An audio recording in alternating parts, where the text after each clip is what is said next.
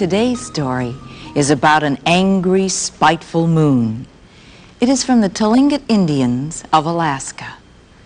The moon plays an important part in the lives of the Tlingits because most of their food comes from the sea. The moon was considered to be a powerful god to be reckoned with. The Tlingits have a very rich culture and a strong imagination. In today's story, look for the many beautiful examples of Tlingit designs. You will notice the symbol of an eagle perched on the bow of a boat, on the totems, and on the grandmother's house. This design is based on an old Tlingit legend of Eagle Woman who turned herself into an eagle in order to save her children. The design on grandmother's dress is from a spoon, because you see, the Tlingits made beautiful incised spoons out of animal horn. And you will see faces which look like ceremonial masks. In many Indian legends, people are transformed into animals and other beings in order to accomplish their goals. The masks worn in ceremonies which depict these tales are called transformation masks. Look for the moon crest on the moon's house and a whale design on the blankets. In fact, be sure to watch very closely. You'll see designs representing the Northwest Coast Indians throughout the entire story. But apart from the designs, the angry moon may be similar to other stories that you've heard before. Tell me if it is. It's now time to listen to The Tale of the Angry Moon.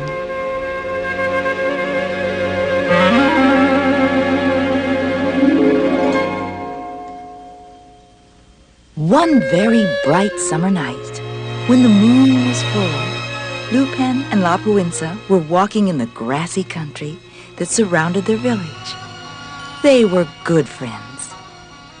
Tonight, the moon was full and especially bright. It almost seemed to be watching them. Lapuinsa laughed and said, "What a funny face the moon has! How ugly it is!" "Be quiet," said Lupin. "It is not good to speak badly about the moon." Suddenly, the field was covered in darkness, and a strange shimmering rainbow appeared from out of the shadows and surrounded Lapuinsa. She was frightened and cried out for Lupin. He stepped toward her, and the rainbow disappeared, and the darkness disappeared, and Lapuinsa disappeared. Lupin was all alone in the bright moonlight. He called and called, but there was no Lapuinsa. He ran to the top of a hill and cried. "The moon has taken her," he thought. As his tears dried, he looked up at the sky and saw a brilliant star right beside the moon. A strange idea came into his mind. "I wonder if I can hit the star." He took out his bow and arrow, and aiming very carefully at the star, shot at the star. The star disappeared. Strangely, his arrow did not come back. Again and again Lupin shot his arrows towards the empty space where the star had been. The arrows never returned. Lupin had been shooting arrows all night. And with the first rays of the morning sun, the line of arrows turned into a ladder leading up to the sky. Without knowing why, Lupin picked some branches from a nearby bush and put them in his hair. And then he began to climb the ladder up into the sky. He was afraid. Powerful winds made the ladder spin around. A sudden rainstorm poured down on him, and the ladder became wet and slippery. He hung on tightly and did not fall. He was still climbing the ladder when night came. Lupin wrapped himself about the ladder and fell asleep. The sunrise of another day shone on Lupin. He had never seen the sun so bright. The heaviness of his head made him reach up to touch it. He put his hand up to find that the branches in his hair had grown into bushes full of big, sweet berries. He was amazed, but he was also very hungry, so he ate the berries and threw away the branches. All day long he climbed above the clouds. At nightfall, he reached the top of the ladder. He was very tired, so he lay down and fell asleep. He was awakened by a small voice. "Wake up! I am coming for you! Wake up! My grandmother wishes me to bring you to her. She has been watching you climb here from Earth." Lupin was very surprised. There was a small boy looking at him. And so Lupin followed the boy over the sky road to the grandmother's house. She was glad to see Lupin and welcomed him. They sat around the fire. The grandmother said, "It is I who helped you on your way to this country. I could tell you were brave and had great need to come up to the sky." "I have come to find La Puinza," Lupin said. "Yes," said the grandmother. "She has been captured by the moon who lives near here." They could hear La Puinza's voice wailing in the distance. Lupin wanted to go to her, but the old grandmother told him to eat first, to regain his strength. She raised her hand 3 times, and each time food appeared. First, a fish appeared. Then a toasted ear of corn. She raised her hand a 3rd time, and fresh fruit appeared. Lupin ate hungrily and felt refreshed. "Now, when you go to the house of the moon, you must take 4 things." The grandmother gave him a pine cone and a fish eye, then a rose and a small stone. He was to use these to help him rescue La Puinza. Lupin hurried into the land of the moon. The closer he came to the moon's house, the louder La Puinza's cries became, and he began to run. Now he could see her up on the roof, caught in the smoke hole, with the fire licking at her heels. He quietly ran to the roof so that the moon could not hear him. La Puinza was so happy to see him, she stopped crying. "Don't stop crying," Lupin whispered. "Cry louder. I don't want the moon to know that you are getting away." So she cried louder as Lupin pulled her from the smoke hole. He put the pine cone in the smoke hole, and it made a crying sound, just like La Puinza. Hand in hand, they started to run. Then the pine cone stopped crying, and the moon became very angry. He had been tricked. He thundered out of his house, speeding after La Puinza and Lupin. He rolled much faster than they could run. Lupin turned and threw the fish eye at him. And where it fell, a large lake appeared. The moon was going so fast he could not stop and rolled into the lake. He was wet and cold as he rolled out of the lake. He had to roll around the lake, but he was fast. He quickly caught up to Lupin and La Puinza. Lupin threw the rose at the moon, and he became tangled in roses and thorns. As he came through them, he was very angry. He rolled even faster. When Lupin saw the moon behind them, he threw the stone at the moon, and a huge mountain appeared. It was too high for the moon to climb. It just rolled up and down again. Tired and breathless, Lupin and Lapuinsa finally reached the grandmother's house. They were welcomed by the grandmother and the child, and they rested. Then the grandmother said, "Your ladder is waiting for you. You may return to your home on earth if you wish." They said goodbye and started to climb down the ladder, down through the thick puffy clouds. As they reached the earth, the sun was setting. The rays of the sun touched the ladder, and it disappeared, leaving a pile of arrows on the ground. The children picked them up and put them in their quiver. Then they joyfully ran home. The people of the village were very happy to see them, and for the rest of their lives, people came from far and near to hear their story about the angry moon. The story is still told in the village today.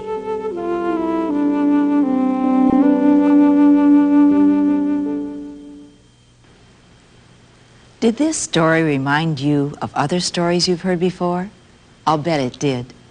The angry moon may have reminded you of Hansel and Gretel. You see, stories from all over the world can be very similar. In the American Indian tribes, the storytellers were considered very important people because all of the stories have such deep meanings. The Indians respected the storytellers and loved them. Look for Tlingit and other stories of the Northwest Coast Indians. You can find them in your school or public library. Share a story with a friend so our tales will never end.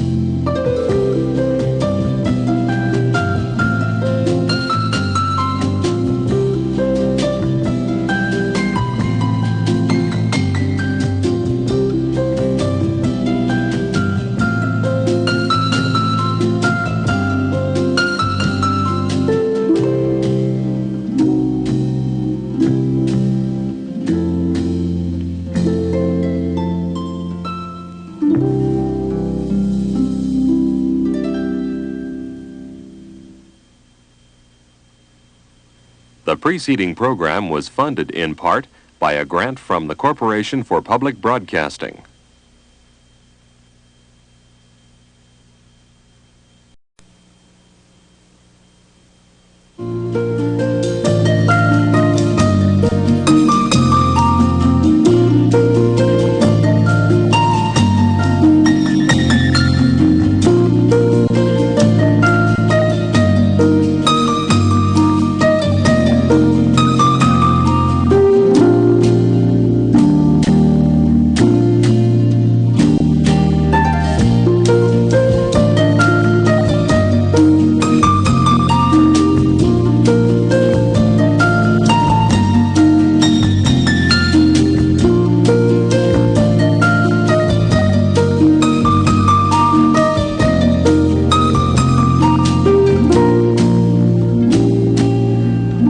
Navajo Indians are from the southwestern part of the United States, mainly Arizona and New Mexico. They are excellent farmers and artists, well known for their turquoise and silver jewelry and for their weaving. The beauty of their rugs is known all over the world.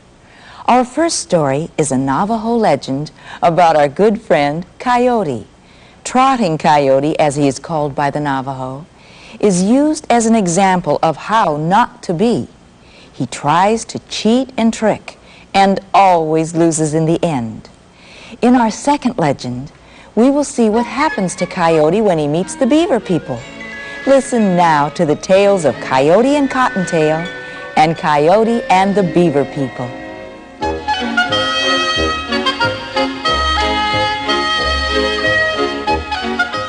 One day, Trotting Coyote was sitting on a riverbank.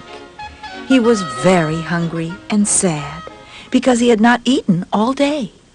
He had not caught a single cottontail or even a tiny mouse. All of a sudden, a cottontail jumped from the bushes where he was hiding and kicked up a great cloud of sand right in Coyote's face. Coyote ran after the cottontail thinking, what a delicious dinner that cottontail will make. Coyote was much faster than Cottontail and easily caught him. Just as he was about to take a bite out of the rabbit said, Stop! Don't eat me! Coyote was so surprised he almost dropped the rabbit. Rabbits don't talk, he thought. What a strange rabbit. First he jumped from a bush where he could have hidden, and now he's talking. Coyote decided to hear what the rabbit had to say. You'll be sorry if you eat me, said the Cottontail. I have no meat on my bones. Why be in such a hurry? I can't escape from you. You are much too big and strong. I'd like to talk to you for a while, but you are squeezing me too hard. What do you want to talk about? Said Coyote as he stopped squeezing a little. The Cottontail thought fast. He was trying to think of a way to escape. Let's talk about people. I know all about people. I know much more about people than you do, said Coyote, and he squeezed a little harder. The Cottontail said, You think you know so much about people. Why, I'll bet you think they carry their weapons on their backs. Coyote said, That's right, on their backs.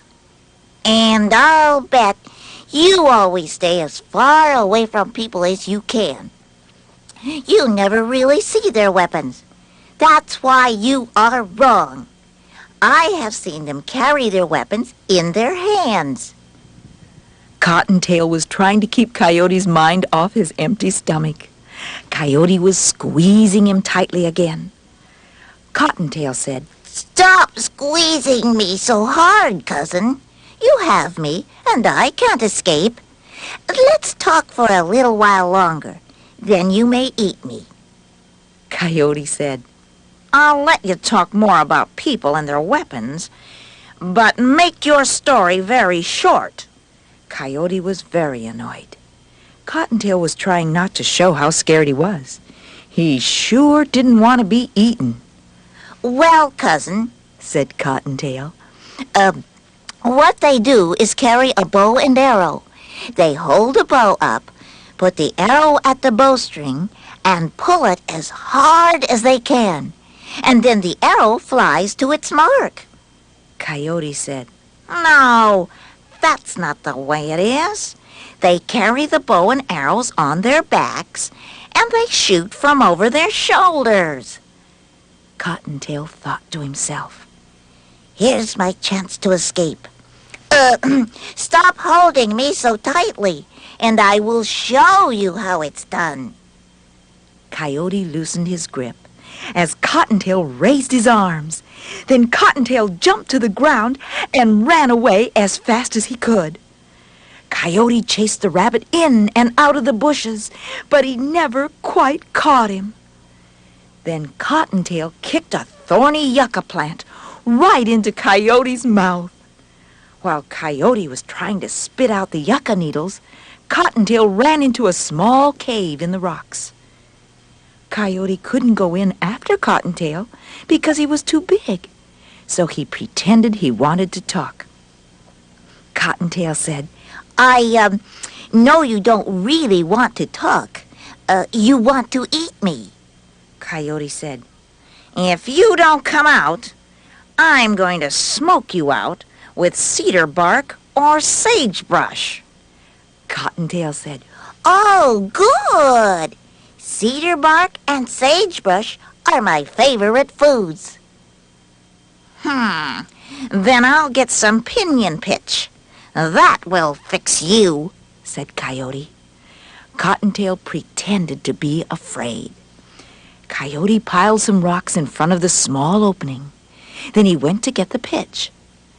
Soon he returned and made a fire and placed the pitch on it. Cottontail pretended to cry. Oh, please don't blow the smoke on me. I won't be able to breathe. Coyote blew the smoke into the crack where the rocks were. Cottontail pretended to cough. But he wasn't getting any of the smoke because Coyote was blowing it into the rocks. Cottontail said, Blow hard so it will be all over. Coyote got as close to the fire as he could and blew and blew. He could just taste that rabbit. Suddenly, Cottontail pushed the hot rocks. They fell into the fire and Coyote's face. Cottontail jumped past Coyote and escaped. It took Coyote a long time to get the smoke and dirt from his face. He didn't clean his face very well. He was too busy thinking of the dinner he had lost. That's why, to this very day, the coyote has black streaks on his face. On another day, Trotting Coyote was sitting near a little pool, picking flowers and watching some beaver people playing the hoop and pole game. He had not played the hoop and pole game for a long time. Coyote sat down near the beavers and asked them, What is the prize for getting the pole through the hoop? A beaver answered, The loser is skinned by the winner. Coyote was surprised. Oh, I wouldn't want to be skinned. The beavers thought they were rid of Coyote. They continued playing. One of them threw the pole through the hoop as it was moving. He was the winner, so he began skinning the loser. The loser jumped into the water as soon as he was skinned, swam around a little, up and down, in and out, and suddenly grew a new skin. Coyote thought to himself, Since I have magical powers, I'll bet I could grow a new skin too. I think I'll play with them. An old beaver warned Coyote not to play. He told him to go and play his own games. Coyote begged the beavers to let him play. After much begging, the beavers said yes. They gave Coyote a pole and began rolling the hoop. Coyote threw the pole and won. He didn't know the beaver people had let him win on purpose. I knew I would win, boasted Coyote. I don't want to skin anyone, but I will play another game. The old beaver said, If you lose, you will be skinned, and that can hurt if you're not a beaver. So I think you should stop now. Coyote said, I'll just grow a new skin like you beavers do. They let him play again, and he lost. Coyote suddenly decided that he did not want to be skinned, but it was too late. Coyote yelled and howled and sure made a lot of noise. His skin was finally peeled from him. Coyote ran for the water as soon as they had him peeled. He swam around a little, up and down, in and out, but nothing happened. He got out of the water and jumped in again, swam around a little, up and down, and in and out. Still nothing. He didn't get a new skin.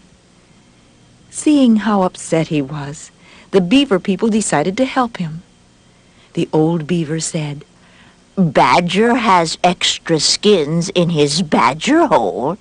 Maybe he will give you one. It won't hurt to ask. Coyote agreed. He didn't care what kind of skin he got, as long as he got something to cover his skinless body. So they all went over to the badger hole, and Coyote went inside. When he finally came out, he was wearing a badger skin. To this day, the badger and the coyote have the same kind of skin.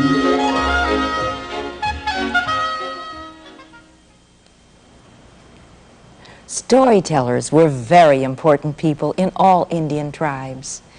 They were respected for their wisdom, and they were loved. Their stories had such deep meanings.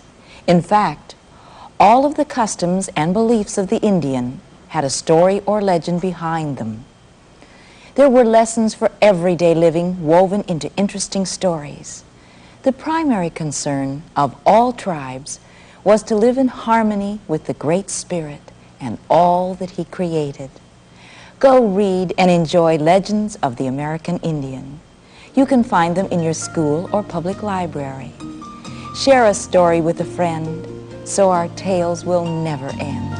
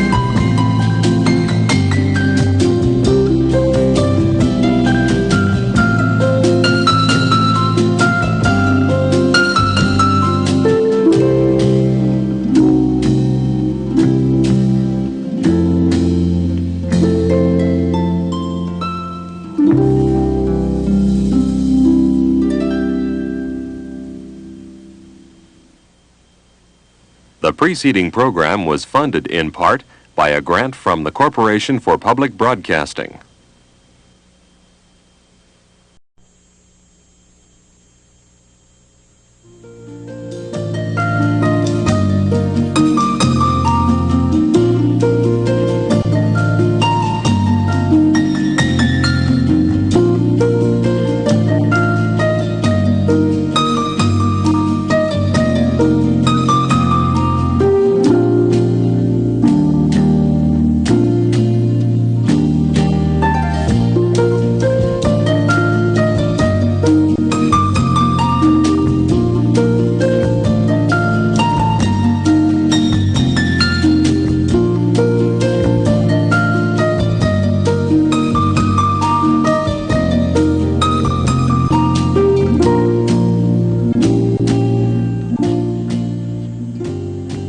To the American Indian, all animals and nature, the sky and the earth, all the creatures that walk, crawl, or fly were important to everyday life.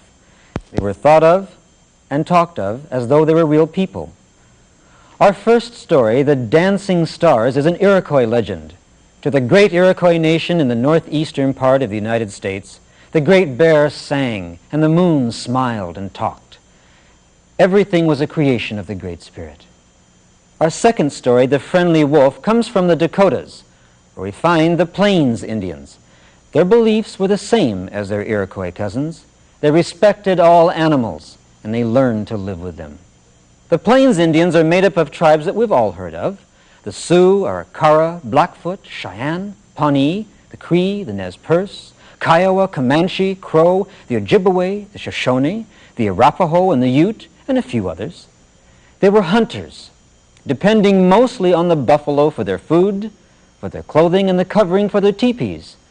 They also hunted elk and antelope and deer. They ate the wild turnip and wild rice. I suppose they're called wild because they were not planted and cultivated by man. They were planted in the ground by the Great Spirit for our use. Now, imagine yourself sitting around a flickering indoor fire in the lodgings of your tribe. It is night, which is the best time for storytelling. The old storyteller is about to begin his stories, and it is cold outside. The soft winter snow is lightly falling.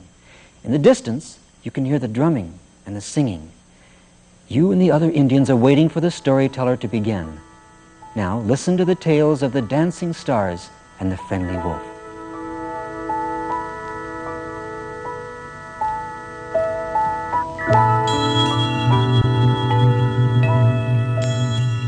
Once long ago, when the sky and the stars and the moon and Mother Earth were just beginning, 7 brothers were playing in the forest.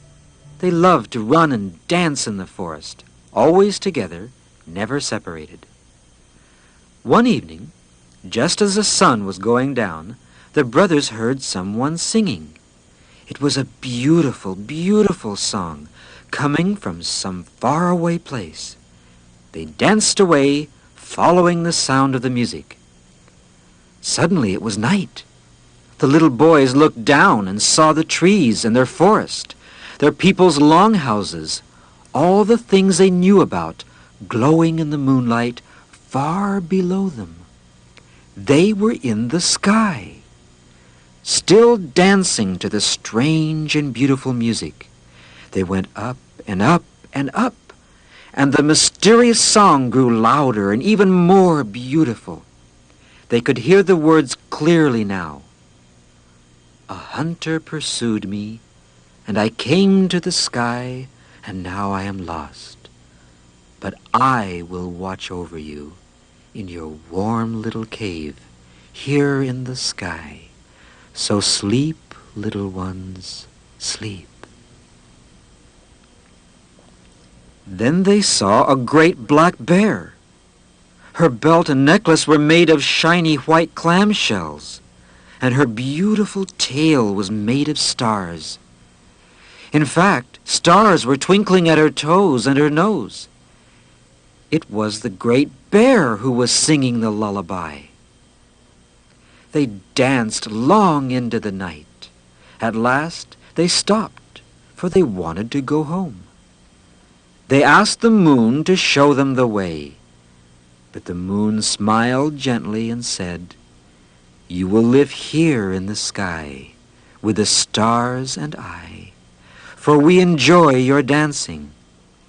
Suddenly the boys no longer felt tired, and they no longer wished to go home.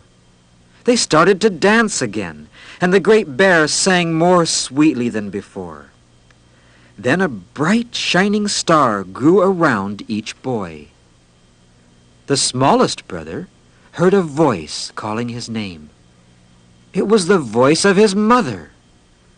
The little boy ran toward the voice as fast as his feet would go, and the star around him left a bright, shiny trail. "Don't go! Don't go!" cried the moon, and the stars, and his brothers. But the little boy would not listen. He fell past the clouds and the trees, reaching for the earth and the sound of his mother's voice. He saw his mother and reached out to take her hand. Then he landed. His mother cried when she saw that instead of her son, there was a hole in the ground made by a falling star. She looked up at the sky and called to her other sons, "Stay there! Do not come down!" She did not want them to become falling stars. The brothers waved to their mother, for they understood. and they danced on. The mother cried, and her tears fell into the hole where the star had fallen. A little sprout began to grow. It grew faster and faster, taller and taller, up into the sky. The little brother was now a tree, reaching high into the sky to be with his brothers again. Finally it reached the great bear and the dancing brothers. They were very happy to have their littlest brother back with them.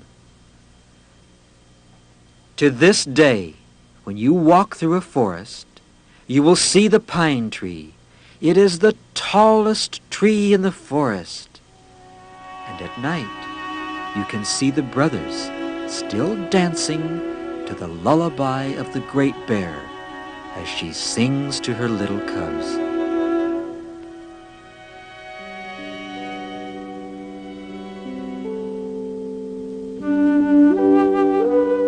It happened during berry picking time. This was in the long ago when people and animals lived together and talked to each other. It was the time when the berries were ripe and the camps were set up near the berry bushes, which grew in the valley. The berries were eaten right off the bush. Little Cloud and his little sister, Bright Eyes, ate all the berries their little stomachs could hold. Little Cloud became tired of berry picking and decided to climb the hills near the valley. He took Bright Eyes with him. They climbed higher and higher to where the grizzly bears and bighorn sheep live. Little Cloud wanted to see the place where the eagles lived, way up on top. It began to get dark. Little Cloud was afraid. He knew there were mountain lions and wolves in the hills, and the great wolf of the mountains. They looked around for a place to stay. It became darker and colder, and Bright Eyes began to cry. Then, as the owls hooted around them, they saw a small cave, so they crawled in and went to sleep. Suddenly, Little Cloud was awakened by the loud thunder and cold wind of a fierce storm. In the opening of the cave, he saw the great wolf of the mountains. He closed his eyes tightly and prayed that the wolf would not harm them. As the storm passed, it became quiet. Little Cloud opened his eyes. No wolf. Bright Eyes was still asleep. Maybe he had been dreaming. When the morning came, Little Cloud woke Bright Eyes, and they left the cave quickly. Little Cloud did not tell Bright Eyes of his night visitor, but he knew it wasn't a dream. The tracks in the sand told him so. As the day went on, they became tired and rested near a stream. The water tasted good. Suddenly they saw the great wolf. Remembering that the wolf did not harm them, Little Cloud said, "Please, great wolf of the mountain, we are lost. Help us to return home." The wolf looked kindly at the children. The great wolf reminded Little Cloud of the dogs at camp, with his tongue hanging out and his face smiling. Then the great wolf said, "It was my cave you slept in last night. Have no fear. I will take you home. Stay close to me." The wolf started off and waited whenever the children fell behind. He would run a little and stop, and run a little and stop. He let Bright Eyes ride on his back when she grew too tired to walk. Then he led them to berry bushes to eat sweet berries so they wouldn't be hungry. Finally, they reached the top of the hill that they had first climbed. From the hill, they could see their families and friends. They were very, very happy. They wanted the wolf to stay with them, but the great wolf refused. He could not go closer to the camp because there were dogs there. "Anyway, I would not be happy living in a camp. I am a wanderer. I go with my wolf friends to many places. Do not be sad. I will always remember you. And you will hear my call in the early night and think of me. As the children came down to the camp, the men raced on their horses to meet them. They picked them up and joyfully rode into camp. There was much excitement and happiness at their return. When the people heard Little Cloud's story of how the wolf had saved them, they went to the top of the hill and thanked him. They brought him beautiful gifts and food. The chiefs sat in a circle and smoked the pipe of peace. It was the sign of friendship forever between the Indians and the wolves. That friendship still lasts.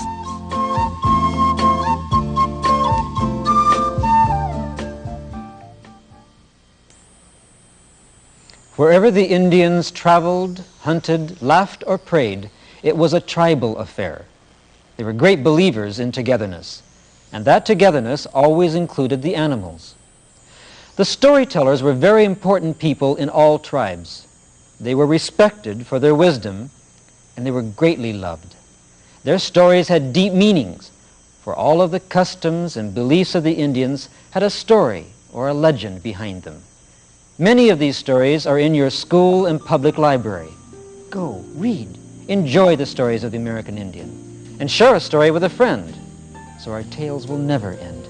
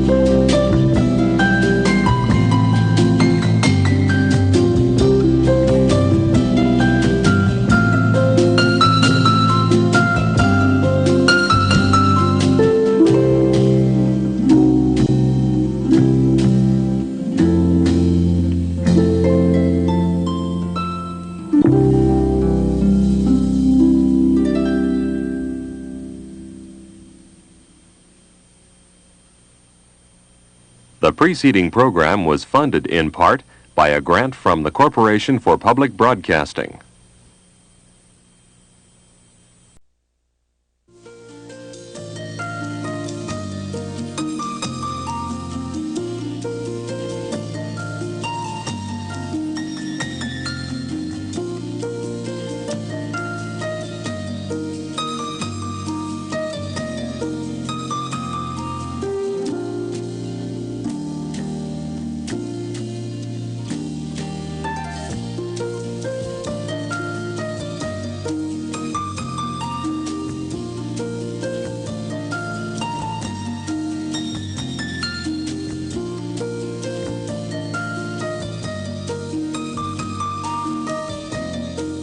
Just as you have favorite fairy tales and stories, the Paiute Indians of long ago loved to hear the old legends told over and over again.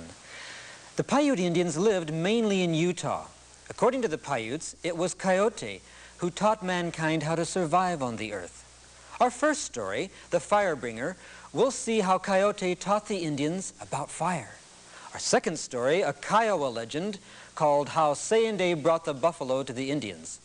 The Kiowa Indians are Plains Indians. They have lived on the southern plains around Oklahoma and Kansas for as long as time itself.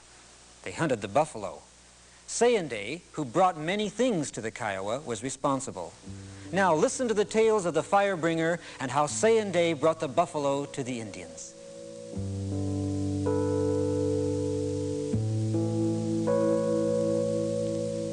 Long ago, in the time of the beginning, when animals and humans talked to each other and lived together, there was an Indian boy called the Firebringer.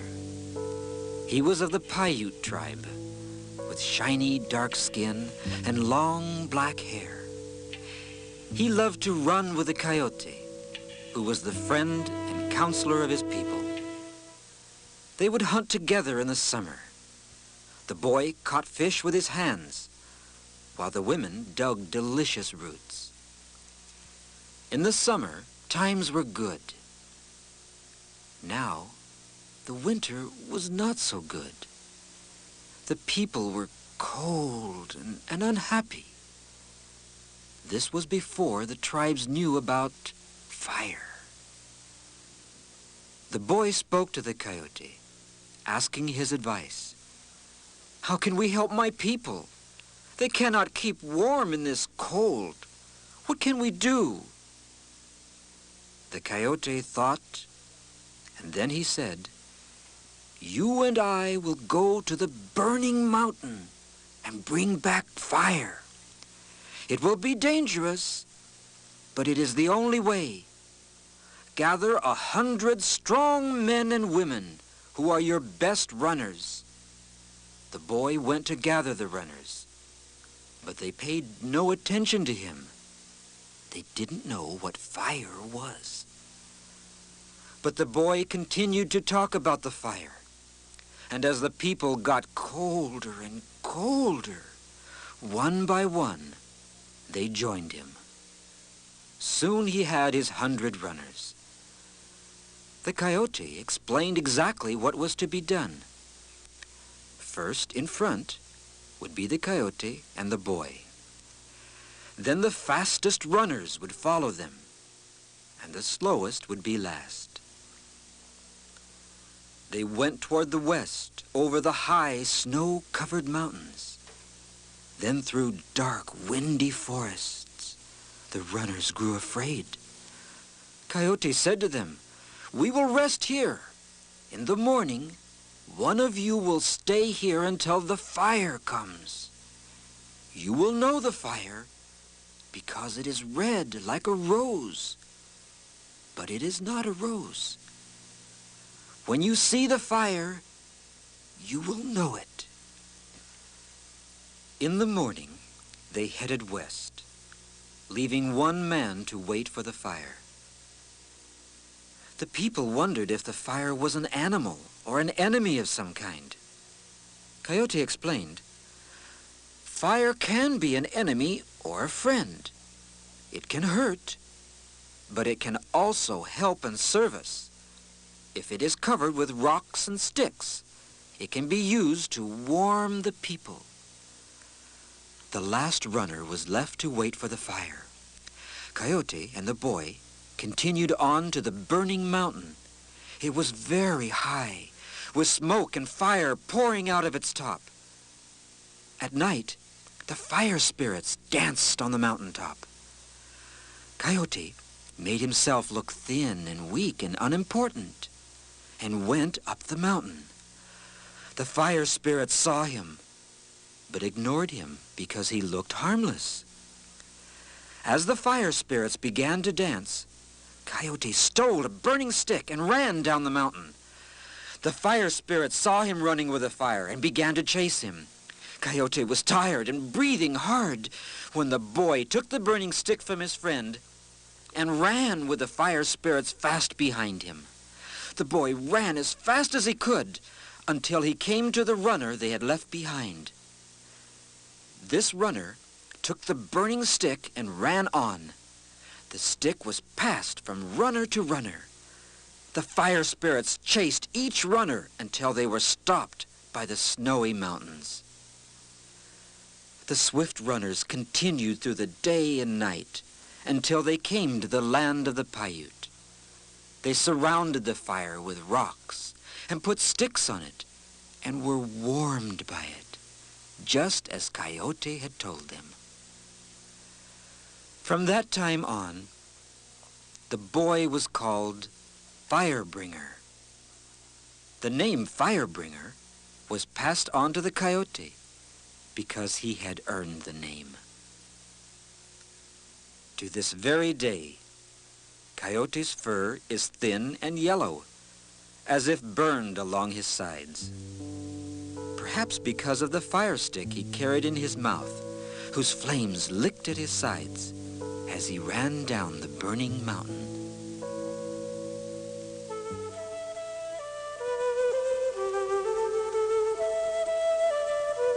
Sayende was coming along, and he saw all the animals singing and dancing, and he asked them what they were doing.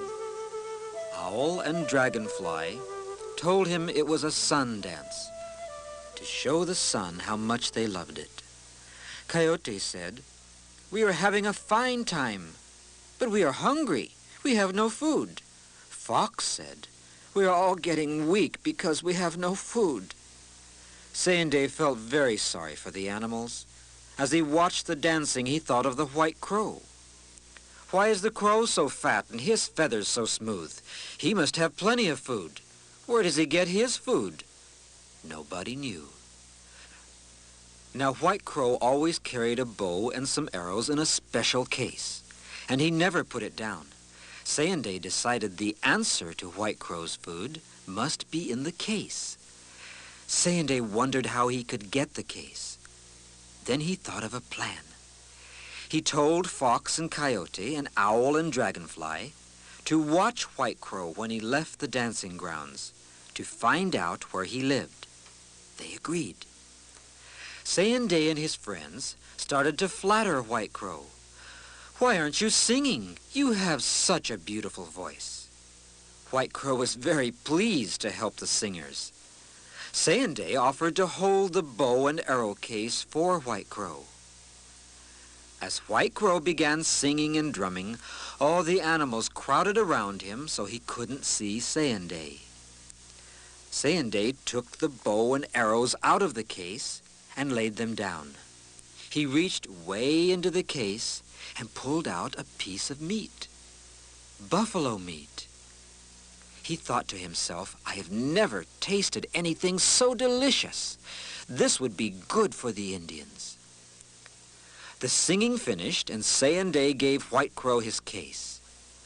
As White Crow flew away, Fox and Coyote and Owl and Dragonfly all watched. He flew way up and over the nearby hill.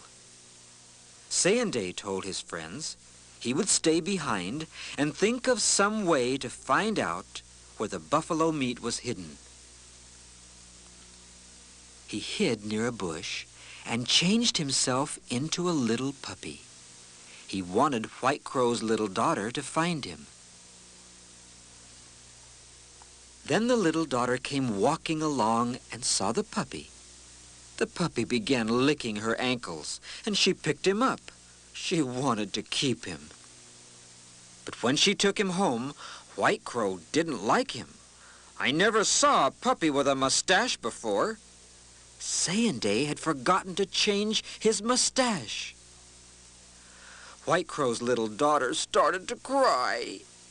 So he agreed she could keep the puppy if she did not take him near the meat. Sayende ate well that night, buffalo scraps. The next day, White Crow and his wife had to leave. He said to his daughter, "Remember, don't take the puppy near the meat. That is our secret." Then he and his wife left. Soon the little White Crow got tired of playing with the puppy. "I'm going to show you our secret place where we keep our meat." Sayende pretended he wasn't interested. The little girl picked him up and took him over to a big, deep hole that had been covered with a rock. Down in the hole were all the buffaloes in the world. Father buffaloes, mother buffaloes, and baby buffaloes. Indian people should have this food to share. They will never be hungry again. He started barking and jumped down among the buffaloes. The buffaloes rushed out of the hole into the sunshine. They sounded like thunder as they ran. White Crow heard the thunder and flew back home as fast as he could. He knew it was the buffaloes. As the last buffalo came up out of the hole, Sayende came out and turned back into himself. He turned to the buffaloes. "You will live here in this country, Wherever the grass shall grow, to the east, to the west, to the north, and to the south, you will roam. You will be the food for the people of this country. The buffalo listened to Sandy. They wandered and spread out over the plains where they fed and clothed the people. And that's how the buffalo came to the Indians.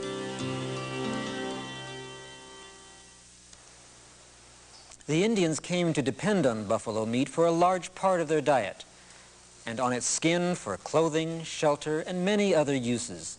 In winter, the warm skin was used for robes and blankets. No part of the buffalo was wasted. Without this magnificent animal, the Kiowa, as well as other plains tribes, possibly would have died out. Today you have heard just 2 stories of the American Indian. You can find many more in your school or public libraries. Go, read and enjoy the stories of the American Indian, and share a story with a friend, so our tales will never end.